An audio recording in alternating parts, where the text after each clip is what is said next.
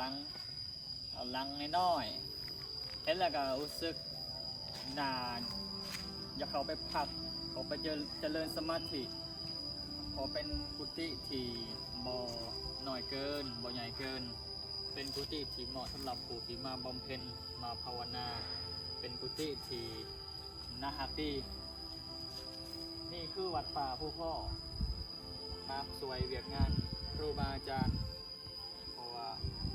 มันต้องได้อนุเคราะห์ซึ่งกันและกันทรงความสมัคคีกันเวียกงานทางพระพุทธศาสนาจึงจะรุ่งเรืองสำเร็จไปด้วยดีอยู่ในนี่ก็จะมีน้องแขเป็นควายแขนี่กุฏิพอดี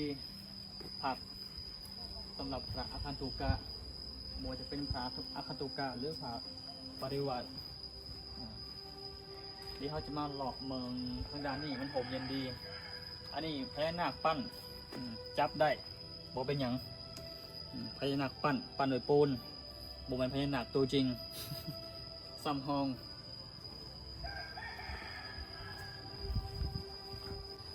ตอนนี้เดี๋ยวมันยางอยู่บริเวณพญานาคโตใหญ่หาตัวจริงลิกหูกินคนได้หรือบ่พญานาคบางตระกูลเขาก็มีศีลจำศีลคือกันพญานาคจะมีสีตระกูลดำขาวเขียวแล้วก็แดงนั่นบอกนี่เอามาเบิ่งมีนางธรณีหลายมีหลายหุบปั้นมีนกกระยางจากโตหน่อยอาจารย์3 หรือ 2เบิ่งขัดนะ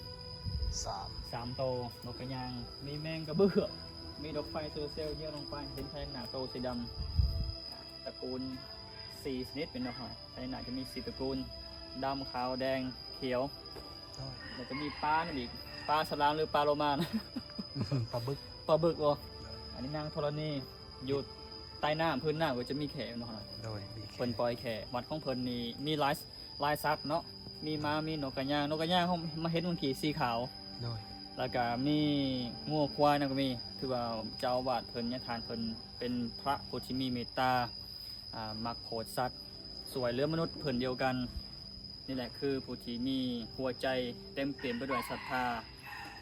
จะเป็นผู้สวยเป็นผู้โปรดด้วยเมตตา